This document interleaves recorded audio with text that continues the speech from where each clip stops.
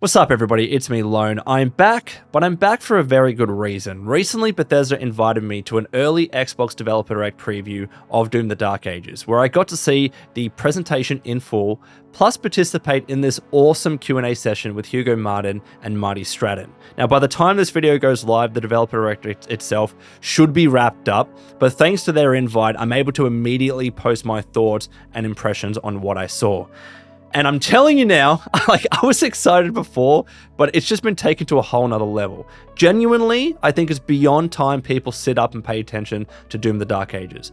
Bethesda and id Software, and of course Xbox, have a bona fide hit on their hands, and I want to explain the reasons why, specifically based on all the new information that was revealed in that Developer Direct segment. Now, I need to be open and honest at the beginning of this video, right? I'm a hardcore Doom fan. I'm a fanboy through and through. As you all know by now, I'm a Bethesda fanboy through and through. But more importantly, and quite transparently, I used to work at Bethesda, right? And specifically, I used to work on Doom Eternal. I helped launch Doom Eternal specifically in the ANZ region. So not only am I a fan, but Doom Eternal in particular is a game that I hold very close to my heart. You know, I was able to see, to some extent anyways, how the sausage was made and be a part of that launch. It was a very, it was a big part of my career and my life for me, right? So I am inherently biased. I can't prevent that. You need to keep that in mind. Yes, I'm excited because I think what I'm seeing is good, but also I can't detach away my history with Bethesda and Doom.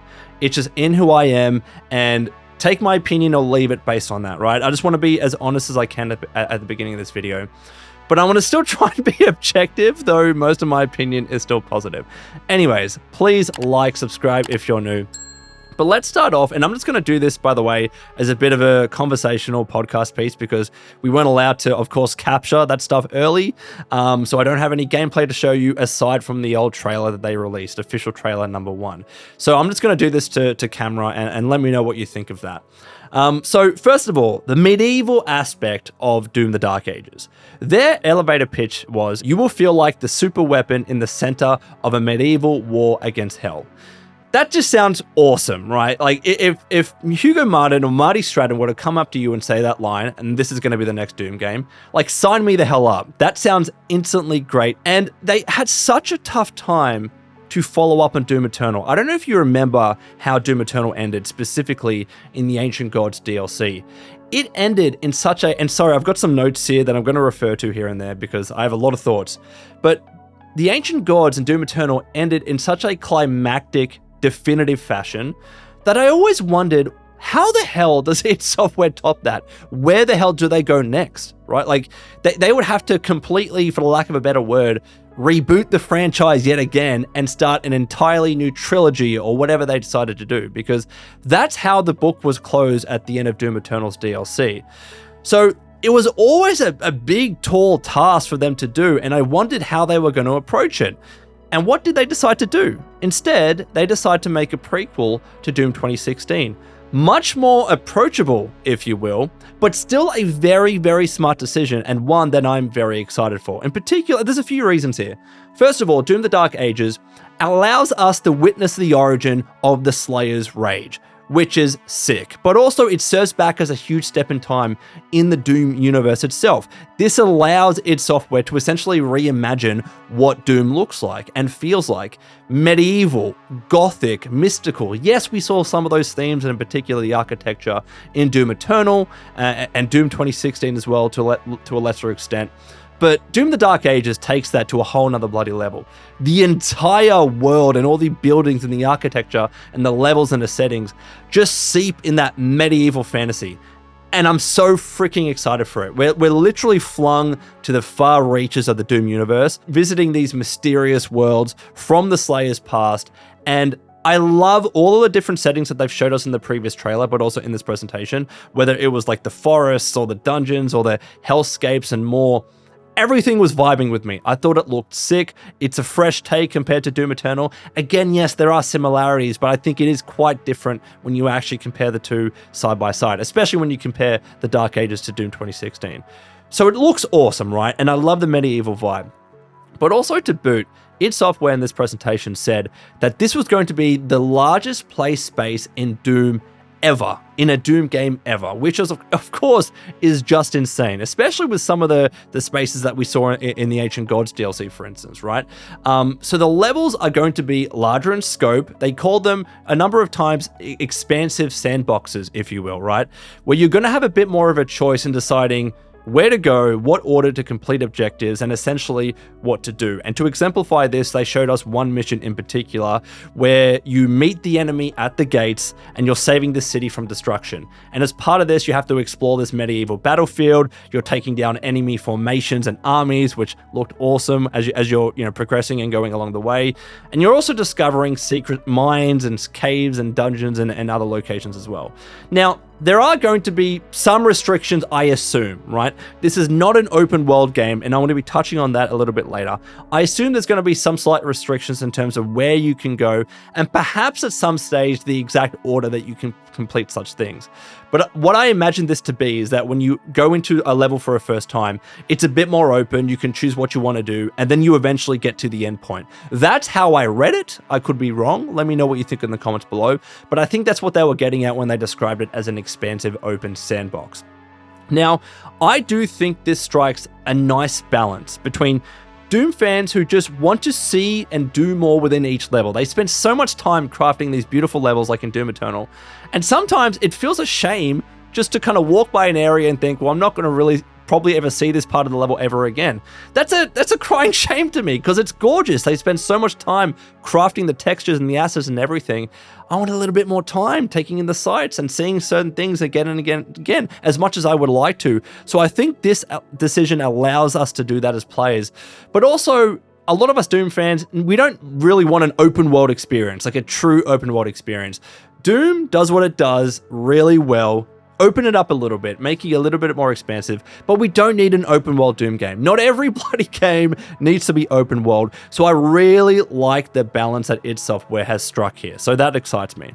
But importantly, this world and the medieval aspect and the themes and everything, it isn't just meant to look cool. At least, this is the implication that id Software was trying to get across. We are given reasons, a lot of reasons to explore. And if you play Doom Eternal, you should trust id Software on this, because there are a ton of stuff and collectibles to find in that game.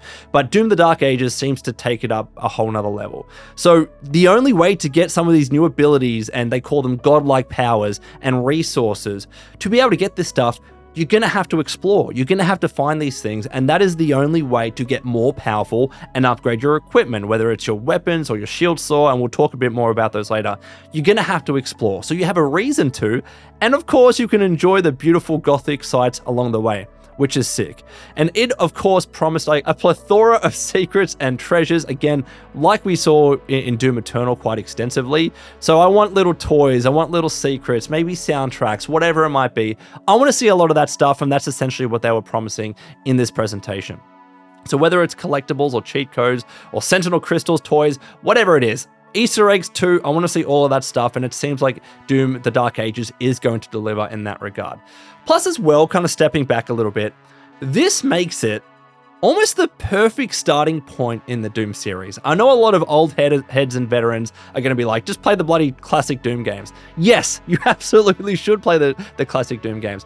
But for kind of like newer fans, or like fans that or players that haven't played Doom before, they're looking for a way to get in, they're a little bit younger, they're looking for a more AAA experience that's modern day, it feels like Doom the Dark Ages is going to be that perfect starting point now. Like, you don't need to go back and play Doom 2016. Not to say that it's aged badly, but you don't need to go all the way back and play that game. You don't need to necessarily play Doom Eternal to play Doom the Dark Ages.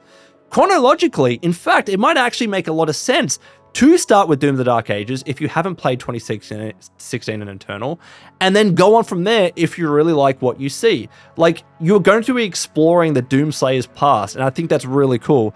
And it makes a lot of sense financially. If you really think about it, this has the potential to introduce the most new fans to Doom ever, maybe even since like the classic Doom games, and Doom Eternal was pretty popular, but I think this could take it to a whole nother level. This game, because of where it stands chronologically, how it's a prequel, you don't need to play the other two games to really start playing this. This could make the Doom franchise bigger than ever, so long as the game delivers, and I feel like it is going to. And then, of course, that just funnels more new players into 2016 and into Eternal, which I'm certain are going to be on sale when Doom of the Dark Ages releases. So you can pick up Doom of the Dark Ages if you like it. Why not? I'll go play Doom 2016. It makes sense story-wise and timeline-wise and chronologically. I'll go see what id Software had to do with that game. And then I'll go on and play Doom Eternal and then, the Ancient Gods DLC parts 1 and 2. So very, very smart decision financially, especially when you consider the fact that this is going to be part of Game Pass, where presumably a lot of players there maybe haven't played Doom. So this is going to be a great starting point for everybody. But let's talk about the combat, right? This is something they really honed in on here. And the biggest thing that struck a chord with me when it comes to combat and this developer direct presentation for Doom the Dark Ages is how much they're really changing the gameplay feel. And the best phrase to use here is the combat loop. We keep hearing about the combat loop in Eternal and the combat loop in Doom 2016. Essentially, Doom 2016, this is how they described it, and I agree quite loosely. Doom 2016 was run and gun, right? That's pretty much what that was. Doom Eternal, on the other hand, was jump and shoot, constantly jumping and shooting, not just in combat, but also in the in-between traversal areas. There's so much verticality in that game, again, especially in the DLC. You were so agile, so mobile. You were constantly jumping and grappling and killing enemies from up above. That was a lot of the gameplay in the combat loop in Doom Eternal. And don't get me wrong, I love this. I personally love this. I really like how it mixed it up from Doom 2016 in particular. And especially if you play the Ancient Gods DLC, the verticality is just huge. Again, they take it to a whole nother bloody level. But I do remember a certain core of the Doom fan base which didn't quite vibe with this. They didn't quite vibe with the agility of the Doomslayer. They didn't quite vibe with the verticality and the combat loop. And how vastly different it was to Doom 2016 and of course the original Doom games. Like, yes, the game was largely lauded across the board. It got great reviews, but I do remember that criticism popping up here and there, especially amongst at least like a certain core of the hardcore Doom fan base, right? And it seems like id Software has taken that feedback to heart, because when you look at Doom the Dark Ages, you're not running and gunning necessarily. You're not agile and jumping and shooting. You're an iron tank.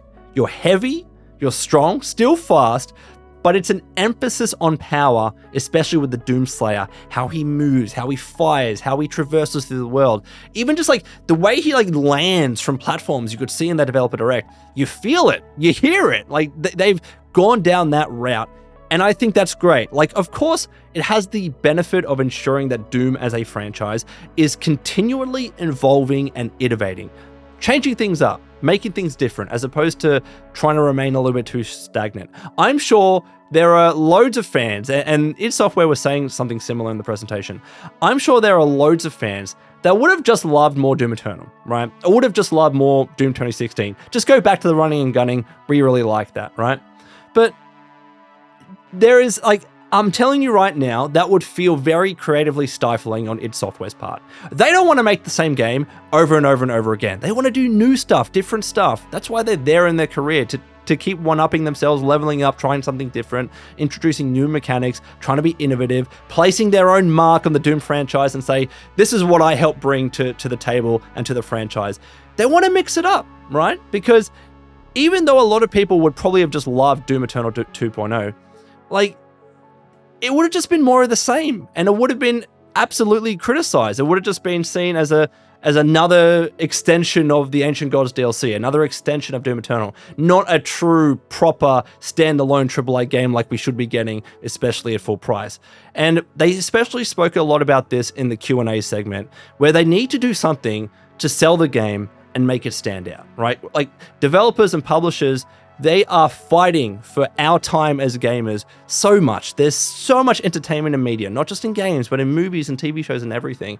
But even just in the gaming space, how many games are releasing all the time? How long is everybody's bloody backlogs? We have all limited time to play games, so they need to do something to stand out, and changing the combat loop is absolutely a core, crucial way that they can be doing that. And at the end of the day, when you buy a new game, do you want to, generally, as a general rule, do you want more of the same thing? Or do you want it to be mixed up a little bit? Absolutely, I'm in that latter camp. When I buy a new game, even if it's in the Doom franchise, I don't just want more Doom Eternal and nothing else. No new things, no new bells and whistles or innovation. I don't just want Doom 2016. I want something that feels like Doom, but takes it up another level and provides that innovation that personally I would like to see. Plus, I think this decision is going to go a long way with old school Doom fans in particular. What they really emphasized is how you're going to be more grounded in this game, and strafing to aim definitely seems a lot more viable, again, like the classic Doom games. I'll touch on this a little bit later, but in the Q&A section, they kept saying, we're playing classic Doom this, classic Doom that. Classic Doom is probably the biggest inspiration, bar none, for Doom the Dark Ages. So if you're an old school veteran Doom player, I think that's going to be making you very, very happy. So let's talk about the weaponry. Of course, goes hand in hand with the combat. But tying in with that medieval setting and the theme of Doom the Dark Ages, id Software introduced us to more of the arsenal of Doom the Dark Ages, starting with what arguably is the star of the show, the shield saw. The shield saw, it just looks freaking cool. Can I just say that from the jump? When we saw it revealed in official trailer number 1, I just wanted to get my hands on it and freaking use it. The way you pull it to start it and you're throwing it around, using it as an actual shield as well, but doing so much more with it. It just looks cool. It looks badass. It's a freaking shield with spinning blades. Like, what more do you want? When you picture the Doomslayer holding a shield, that's exactly what's coming into your mind, right? So of course you can block with it. Shocker. It's a shield that you can block with, but you can do a whole lot more with it. And they really went into this in the developer direct. Channeling its inner boomerang, if you will, you can throw the shield with the blade spinning and chop up demons at a distance. Freaking awesome. Then if they get a little bit too close, in particular bigger enemies, you can parry their attacks with the shield to kind of momentarily stun them, and then produce an opening for a bigger attack of some sort, whether you're using your melee or a gun or whatever it might be. Maybe you can go in for a glory kill, and we're going to be talking about those in a little bit, trust me. And if simply blocking isn't enough, or parrying isn't enough, you can actually deflect enemy attacks right back at them using the shield. So if there are plasma shots or enemy projectiles, like whatever it might be, energy, you can project that back or deflect that back to enemies and cause serious damage. And then, I thought I was done there, but I'm not. And then you can even use the shield as a battering ram. It's a really cool mechanic where I'm not quite sure how it works, but you're using the shield to propel yourself into an enemy and just ramming into them, and they oftentimes explode, especially if they're a weaker enemy. That just looks sick, and I think that also integrates in with the traversal mechanics as well, but using it as a battering ram in addition to a regular shield, in addition to a parry, in addition to a way to deflect enemy attacks, in addition to throwing it and attacking them and chopping demons all up. Awesome. And then somehow all of these actions are done from one button input, one button as a contextual system. This was really intriguing to me because I wonder how it's actually going to work. How is it going to feel? How is the game going to know what action I want to execute by pressing a single button? Is it a long hold? Is it a double tap? Is it like prompts come up when you can do certain things? I really want to know, not just want to see it on screen, I need to know how that feels, because if it feels smooth and fluid and it makes sense, then it's going to be freaking awesome because you've got so much versatility in the one shield to do all these actions. But if it's not, if it's a little bit janky and clunky, then it might be a little bit cumbersome and maybe I'm not the biggest fan. This is one of those things that, in my opinion, you need to play the game to be able to experience and get a proper gist of it. But then the shield saw is going to be opening so many more opportunities for comboing as well. And they talked a lot about this as well. Yeah, you can follow up a shield parry with a simple punch and the kick from the Doomslayer. Yes, as we expect, there's a bit of melee from the Doomslayer, just with his fists and just with his legs, right? But what about a swing of an iron flail? What about a spiked mace? What about a bloody electrified gauntlet? There are 3 primary melee options in Doom the Dark Ages, and they've introduced those over the course of the game. So you're going to be unlocking certain ones as you go through the game, and eventually you'll be able to use them all. And of course, they're very much tied to that medieval vibe. An iron flail, a spiked mace, a gauntlet. It's sticking perfectly with the thematic themes of the game, and I freaking love that. And they just look cool to use. They look bloody. The iron flail in particular, it just looks like a joy to use. So I'm loving that. And they're also tied to their own second input. So differently to the shield saw, All the melee weapons are tied to their own input. You can only use one at a time, so in your dossier, you actually pick which melee weapon that you want to use. But when you pick one, your melee is tied to a second input differently to the shield saw. And they have their own combos and also upgrades as well, so that's going to be cool to see. And as I mentioned, you get to choose which melee weapon you're essentially using at any one time.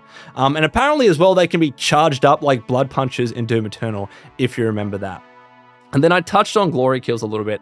Let's talk about glory kills. They're back, but they're back with a freaking vengeance, man. So it explained that this is an all-new, unsynced glory kill system, as opposed to Doom Eternal, which was a synced glory kill system. If you remember in Doom Eternal, right, when you would do enough damage on an enemy, that would start flashing, and then you would need to essentially approach them from one angle, typically front on, to execute a glory kill. And there were some variations in the different glory kills depending upon the enemy. Like the Cacodemon, I remember there was the blade that went and poked the eyes through. It was stuff like that, right? But it was synced in the sense that you had to go to each enemy one by one. There's a slight pause as you're doing the glory kill, and then you move on, right? So it worked for Doom Eternal. But in Doom the Dark Ages, in the Q&A section, they were talking about how, because we wanted this game to feel a certain way, that type of glory kill system simply wouldn't work. So now they're doing it as an unsynced system. So you can essentially hit the glory kills when they're ready at any angle. At any angle, you can come in and do a glory kill, which means you don't have to go in on that one angle from the front on. You can just kill demons wherever you want, whatever you want to do. And depending upon what angle you hit them at, it will execute a different glory kill. Right? And I'm hoping there's a lot of variation here, and it's not just like 1 or 2 or 3 glory kills per enemy and that's it, because eventually that does get repetitive. So it seems like they're mixing it up a lot here, and I like the flexibility of being able to attack them at any angle to execute a glory kill. So Hugo here stressed, of course, that the key here was fluidity, right? Especially in the Dark Ages. You're taking out multiple enemies at any one time with glory kills. You're going bam, bam, bam, bam, bam. No pauses, no stops and stumbles in the combat. It's going to be fluid in that regard. At least that's what they say.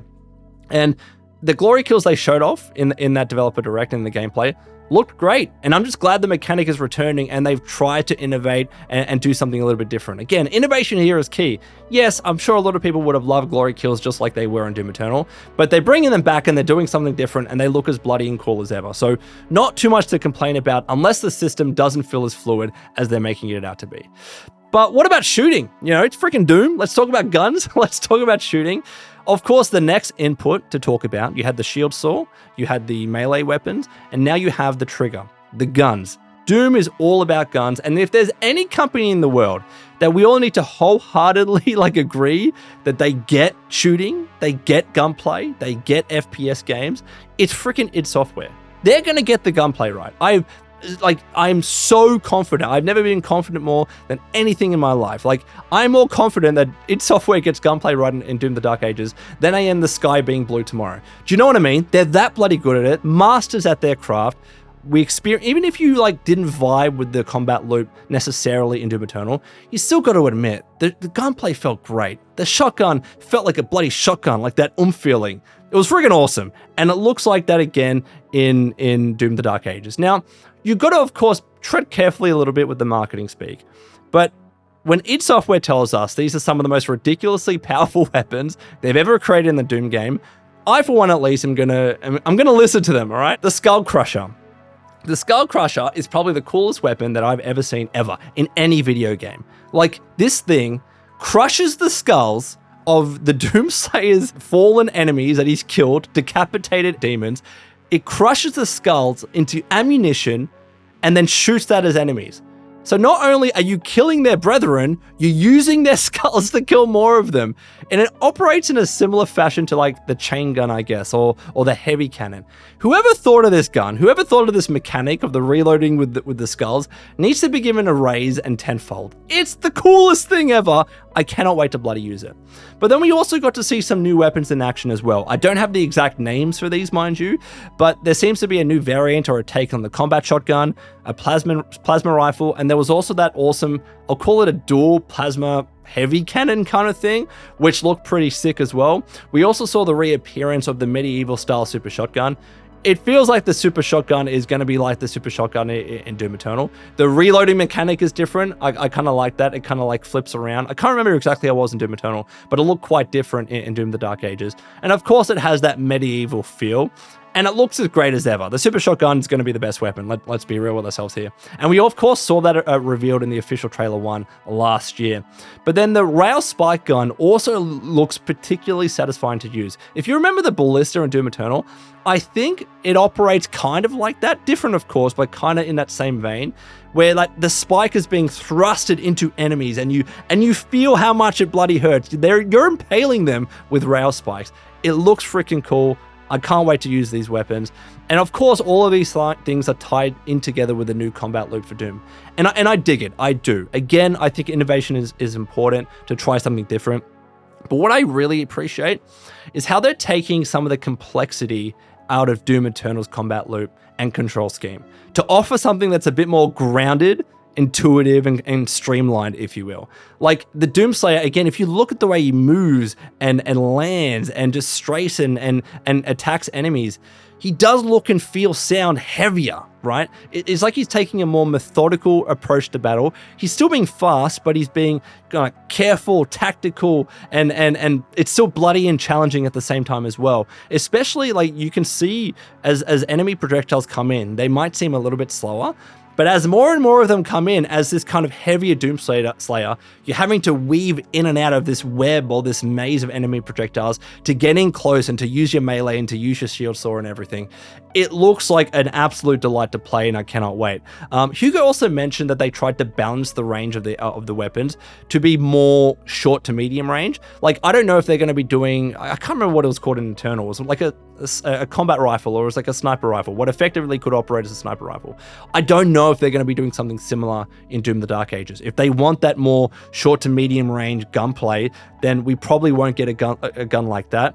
But what it means is that you're encouraged to take the fight to these enemies. You're encouraged to take the fight to these demons and encouraged to deliver the final killing blow. And then that's where the new Unsynced Glory system comes into it. So if anything, it feels more like classic Doom. And I think this is going to resonate well with the old heads.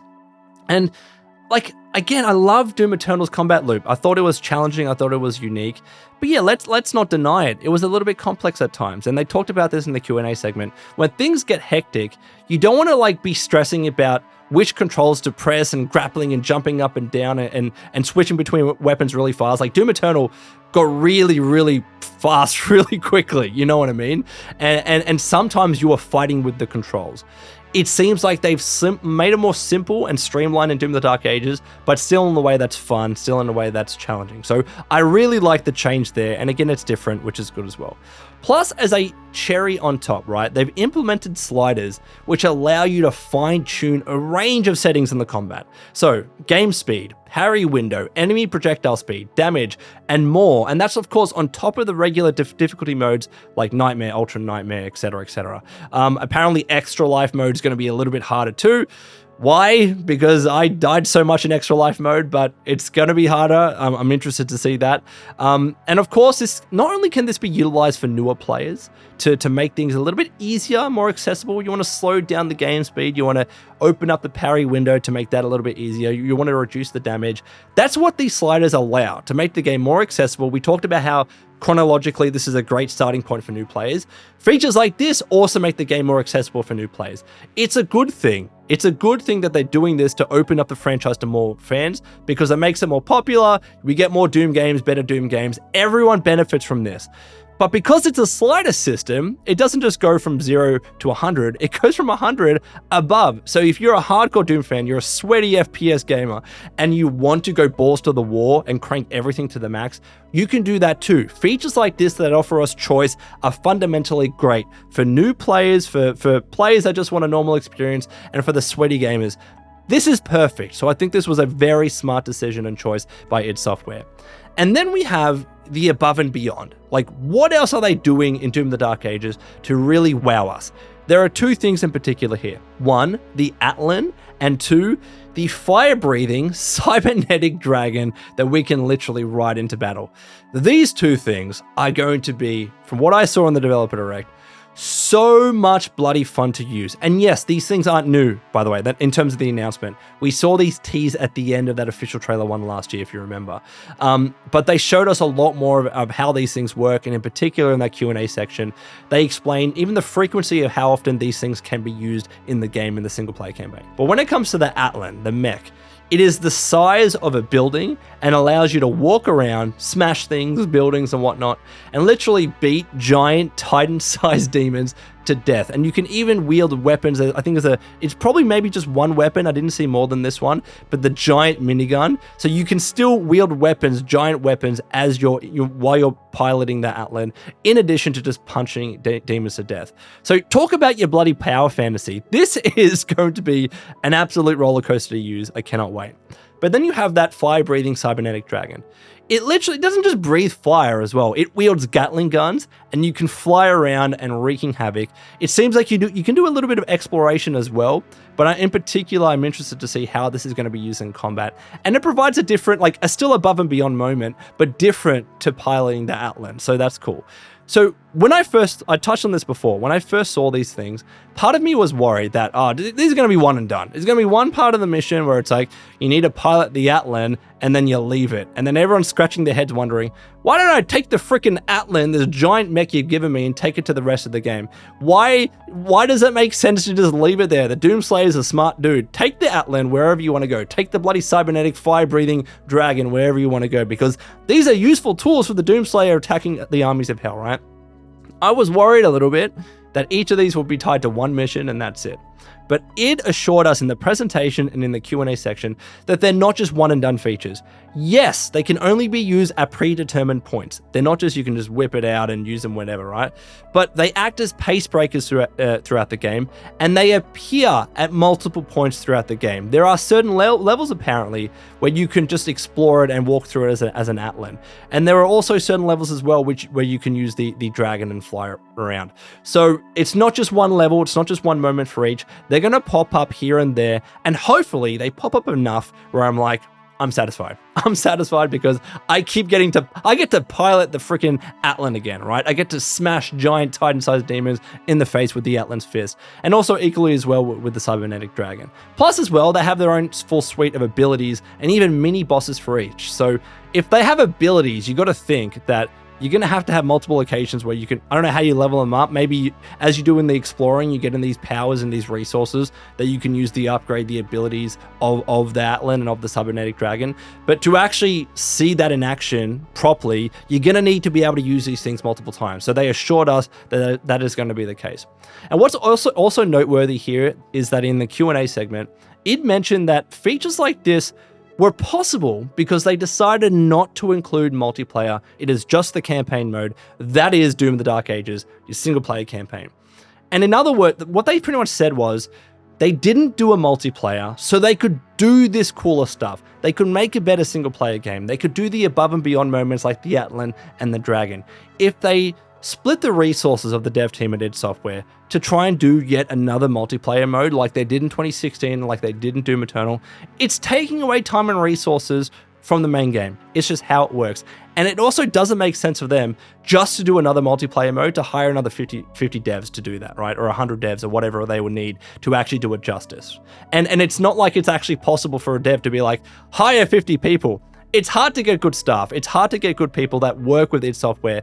Maybe because of the layoffs recently that's been happening in the industry, there are more staff available, but it still takes time to hire a lot of people. So in that moment, I can completely understand and I agree why they decided no multiplayer. We're just going to bloody do the single player and we're going to do it justice. We're going to make it as big as possible. And don't get me wrong, I had my fun time in Doom 2016 multiplayer. I had my fun time in Doom Eternal's multiplayer mode as well. But they didn't have much staying power. Like no one's really playing them to this day. Like if you're going back and playing 2016 in Eternal, you're playing the single player campaigns. You're not really able to get a multiplayer game anymore anyways, right? Unless there are like particular times in the day where everyone agrees to jump on. Like they didn't have much staying power, and to be honest, they didn't set the world on fire. They were arguably, for Doom Eternal, the multiplayer mode was arguably the weakest point of the game, right?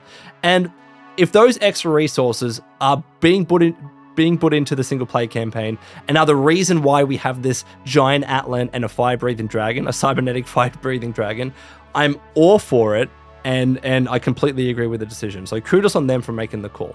Now, I want to quickly touch on the music. I know there's a controversial history that goes behind it. I'm not touching on that in this video. I just want to say this, that id Software, they said in the developer direct, they've engaged Finishing Move to produce the soundtrack for Doom the Dark Ages. So if you're unaware, Finishing Move are the music composers behind games like the Callisto Protocol and Borderlands 3 and Crackdown 3, Halo even, the Master Chief Collection, Halo 2 I believe as well, and more. They're a duo musical composition group of Brian Turfin and Brian Lee White, who specifically specialize in video games. So clearly these guys have their fucking resume on point. I'm not saying they're going to be a like-for-like replacement of Mick Gordon. No one's going to be able to replace Mick Gordon, right? No one. He's his own musician.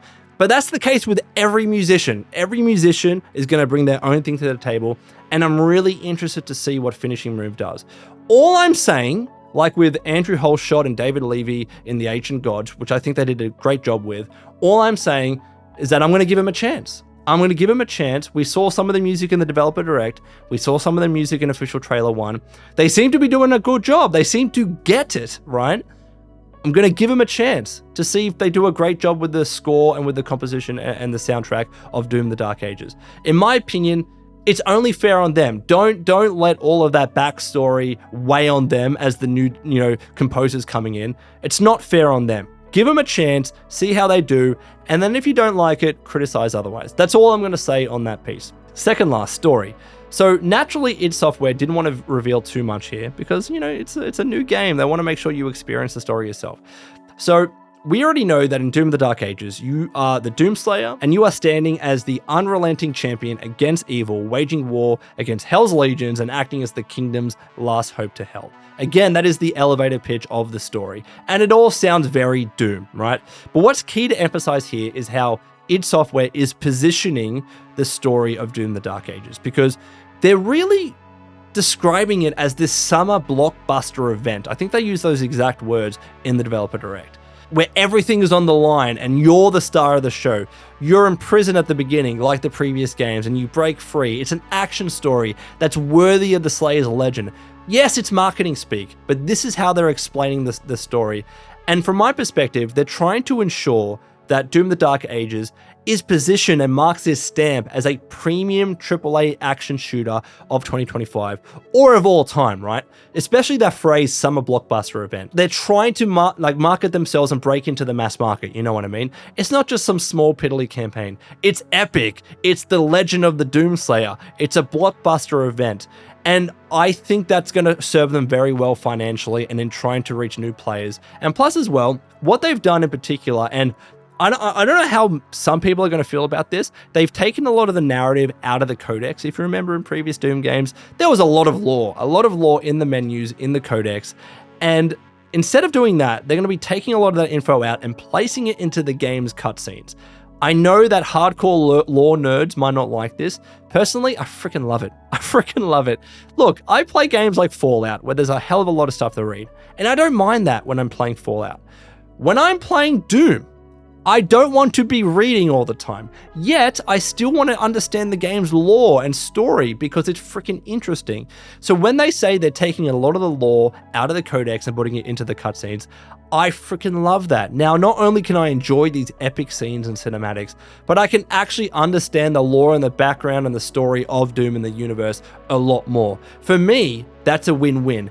But they did still say there is going to be a codex. It's just not going to be as necessary, quote unquote, like it was last time. Like last time, if you wanted to understand the nitty gritty of the lore, you had to read the codex. What they're saying now is that just by playing the game and enjoying the cinematic cutscenes, which are going to be beautiful and awesome to see on their own, but just by playing the game normally, you're still going to understand the lore. And in my opinion, that's how games should be. An exception to that's probably Elden Ring. I like how the game does it as well. You got to read the weapon descriptions, but that's a completely different game. When I'm playing an FPS like Doom: The Dark Ages, just give me the story in the cutscenes and as I play the game, and I'm going to be very happy.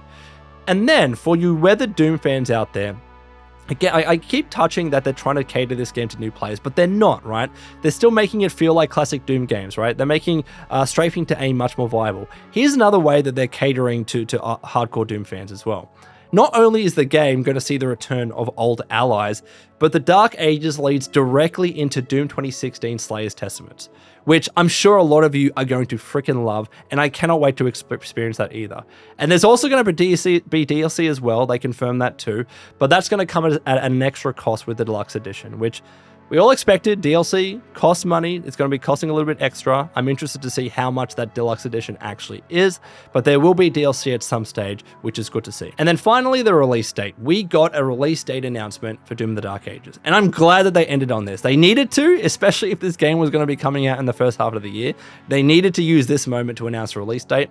And that release date is May 15. They ended the presentation by announcing the release date of May 15, which leaves us around 4 months until we can get our hands on the game. Now, if you haven't noticed, video game release dates have been a very tricky one for this year because barely any big games have announced release dates. There are so many games coming in 2025 or maybe Q2, Q3, Q4, but they don't have specific release dates. And there's one big reason for that, and that is GTA 6. That is Rockstar. Everyone is waiting for bloody Rockstar to announce the release date of GTA 6 so they can decide when their release date is and completely avoid the hell out of GTA 6. Nobody wants to be releasing on the same day as GTA 6. No one even wants to be releasing in the same week or perhaps even the same month as GTA 6. They want to avoid that window like the bloody plague. So that's why barely any games have announced a release date yet. But Doom the Dark Ages just did. id Software just did with May 15. And I think this is a very, very strong release date for a number of reasons. It's a time frame they have experience with. If you remember, Doom 2016 released on, very similarly, the 13th of May 2016. But more importantly, currently, there are no big AAA games confirmed to be releasing at or around that time. At all in May, I couldn't find one big AAA release that would compete with the likes of Doom. I couldn't find one that was also coming out in May, or the same week as May 15. It seems like their window is completely clear, and what they've done is give themselves the leverage to say, we're stamping our mark, we're planting our flag, this is when Doom the Dark Ages is releasing, everybody else stay the hell away. Right? And I actually think a lot of other developers and publishers will look at that and think, especially if they're FPS or shooters, they're going to be like, nah, we're not releasing on that week. We'll save our game, maybe release it earlier or save it for later. So it's a very, very smart decision, especially because so many developers, as I said, have not yet announced their release date. So a lot of that stuff can still chop and change. So that is it. Those are all the reasons why I believe id Software and Bethesda and Xbox have a bona fide hit on their hands with Doom the Dark Ages. Of course, I want to get my hands on the thing. I want to review it properly, see the negatives, see the positives, and come up with my own conclusion. But at least from what they've sold us here on in the Developer Direct, I'm very, very excited for the game and I cannot wait to play it. But let me know your thoughts in the comments below. And until next time, this has been the Lone Vault Wanderer. Please take care of yourselves and would you kindly keep fighting the good fight.